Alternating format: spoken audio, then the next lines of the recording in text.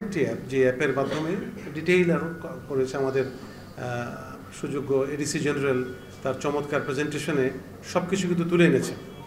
তো আমরা একটা জিনিস শুরু থেকেই বলার চেষ্টা করি যে এই দেশটি এখন পর্যন্ত ডিজিটাল ডিভাইডকে ক্লোজ করার যে প্রয়াসগুলো আছে, এই প্রয়াসগুলো কিন্তু সাইলো বেসড। আপনারা এই কথাটির মানে বোঝেন, কারণ এখানে সবাই এআই নিয়ে কাজ করেন, এআই বোঝেন এবং এআই নিয়ে গবেষণাও করেন অনেকেই। এই যে বিশেষ করে সাংবাদিক বন্ধুরা যারা আছেন তারা আর্টিফিশিয়াল ইন্টেলিজেন্স সম্পর্কে জানেন। তো আমরা এই আর্টিফিশিয়াল ইন্টেলিজেন্সের যে যুগটা আছে, এই যুগে কিন্তু আমরা এই গ্যাপটাকে, ডিজিটাল ডিভাইডটাকে যত পারি ক্লোজ করতে হবে। কেন? বিকজ আমি যদি ব্যাকবোনটাকে শক্তিশালী করতে না পারি। এই ঈদে জামা জুতো অ্যাক্সেসরিজের ডিসকাউন্ট, তাইলে কিন্তু আমার পরবর্তী কার্যক্রমগুলো ব্যাহত হবে। কীরকম? আমার সাইলো বেস যে ডেভেলপমেন্টগুলো আছে, এগুলোর মধ্যে প্রয়োজন হচ্ছে সবার আগে ইন্টারঅপারেবিলিটি। এখন আপনি হয়তো প্রশ্ন করতে পারেন, তাহলে আপনি ভ্রমণিকাকে একটি সাইলো বেস ডেভেলপমেন্ট বলছেন কিনা? দি অ্যান্সার ইজ নো, কারণ এখানে কিন্তু মাল্টিপল অপশনস আছে এটার সাথে ইন্টিগ্রেট হওয়ার। আমরা ইন্টারনেট ওপেন করলেই বুকিং.com, আগোদা, এই জিনিসগুলোকে দেখি। এখন ওই পৃথিবীর অপর প্রান্ত থেকে, অর্থাৎ আপনি যদি আদার পার্ট অফ দি গ্লোবে চলে যান, ইউনাইটেড স্টেটস থেকে একজন মানুষ বাংলাদেশে আসবেন, তিনি কিন্তু আগোদা বা বুকিং.com সার্চ দিয়ে কিন্তু বাংলাদেশের ভ্রমণের জায়গাগুলোকে চিহ্নিত করে ফেলছেন, কোথায় কোথায় তিনি যাবেন। এবং নাম্বার 1 ভ্রমণের জায়গা হচ্ছে কক্সবাজার, এটা তিনি আগোদাতে পাচ্ছেন। বা আপনি এআই যে টুলগুলো আছে, চ্যাটজিপিটিকে যদি আপনি জিজ্ঞেস করেন সবচেয়ে ভালো ভ্রমণের জায়গাগুলি বাংলাদেশের, 1 নম্বরে আসবে কক্সবাজার, তারপর হয়তো সুন্দরবন বা অন্যান্য পাহাড় পুরনো জায়গাগুলো আসবে।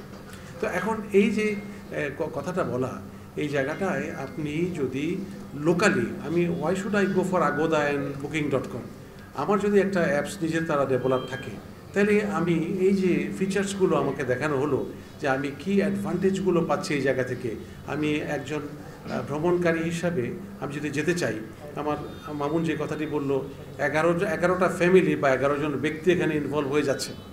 তো এই যে multiple agencies, multiple stakeholders ইনভলভমেন্টগুলো যদি আমি একটা অ্যাপের মধ্যে পাই, আমার বাসের টিকিটের জন্য আমার চিন্তা থাকবে না, আমার হোটেল বুকিংয়ের জন্য আমার চিন্তা থাকবে না, আমার রিক্রিয়েশনের জন্য যে এরিয়াসগুলোতে যাওয়া দরকার সেই জায়গাগুলোর জন্য চিন্তা থাকবে না, আমার সেফটি অ্যান্ড সিকিউরিটির জন্য যাদেরকে ইনভলভ করা দরকার সেই জিনিসগুলো আমার চিন্তা থাকবে না, আমার যদি অসুস্থ হয়ে যাই হসপিটালাইজেশন বা অন্য কোনো সাপোর্টের জন্য যে জিনিসগুলো দরকার, সে অর্থাৎ যে চ্যালেঞ্জগুলো আছে এগুলো কিন্তু আমি এই অ্যাপের মাধ্যমে পেয়ে যাচ্ছি। কারণ এই অ্যাপের শুরুতে দেখবেন আপনাকে সতর্কীকরণের কিছু কথাবার্তা বলা আছে।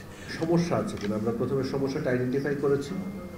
সমস্যা ছিল, আমরা সকলের কাছে শুনেছি, পর্যটন রিলেটেড সমস্যা। পর্যটকরা আমাদেরকে বলেছে, স্থানীয় ব্যক্তিবর্গ আমাদেরকে বলেছে।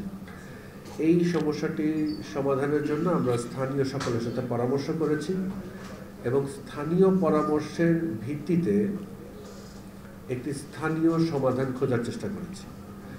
আমরা অনেকগুলো কনসালটেশন মিটিংয়ে বসেছি, ফর্মাল ইনফর্মাল। কখনো আমরা এই হলরুমে বসেছি, কখনো আমরা সি বিচে বসেছি, একেবারে জনগণের সাথে, পর্যটকদের সাথে কথা বলেছি, কি হলে ভালো হয়, কি হলে আরেকটু কি প্রয়োজন। তারপরে আমরা একটি খুব স্থানীয়ভাবে ফিট ইন করে এরকম একটি সমাধান তৈরি করার চেষ্টা করছি, যেটা হয়তো বাংলাদেশের জন্য নতুন। আপনারা জেনে থাকবেন যে এই ধরনের ট্রাভেল অ্যাপ অন্যান্য অনেক জায়গায় আছে, কিন্তু বাংলাদেশের স্থানীয় চাহিদা মিট করে, আমাদের মতন করে, আমাদের সাথে ফিট ইন করে। এই জন্যই আসলে ভ্রমণিকাটা স্পেশাল। সেই জন্য আমরা বলি এটা আপনার ব্যক্তিগত ট্রাভেল গাইড, আপনার পার্সোনাল ট্রাভেল গাইড। আগামী দিনে সেবাগুলো সব পার্সোনালাইজড হয়ে যাবে, আপনি যেমন করে সেবাটি চাইবেন তেমন করে সেবাটি পেতে পারবেন। কথা হচ্ছে এই ইনোভেশনটি বা নতুন যে কাজটি, এটি আমরা যেটা করেছি সেটি কি শুধু কক্সবাজারের জন্য প্রযোজ্য কিনা?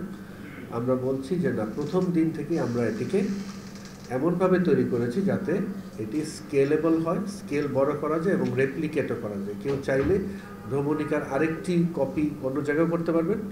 যদি তিনি মনে করেন যে সেটি না করে ভ্রমণিকার ভেতরেই আমরা নানা ধরনের তথ্য অ্যাড করতে পারবো, এটি সদাশয় সরকার অর্থাৎ আইসিটি ডিভিশনের মাননীয় সচিব স্যার আছেন, স্যার আপনি যদি নির্দেশনা দেন তাহলে এই ভ্রমণিকাই হয়ে উঠতে পারে। তখন এটা ভ্রমণিকা কক্সবাজার হবে না, ভ্রমণিকা বাংলাদেশ হবে। তো এরকম একটি সকল জেলার সকল আমাদের যত প্রায় 13,000 বা 16,000 আমাদের পর্যটন স্পট আছে স্যার, এগুলো সব একসাথে যোগ হয়ে যেতে পারে। আর্থিক এবং কারিগরি সহায়তার জন্য আমি বিনয়ের সাথে কৃতজ্ঞতা স্বীকার করছি আইসিটি বিভাগ এবং নেটওয়ার্ক। আমাদের এই সার্ভিসটি বা ভ্রমণিকাটি যেভাবে তৈরি করেছে, সাধারণত একটি অ্যাপ যখন তৈরি করা হয় তখন আগে একটি কনসেপ্ট ছিল মনোলিথিক, মানে পুরোটা একটা স্ট্রাকচারে তৈরি করবেন, আপনি এটা ভাঙতে পারবেন না।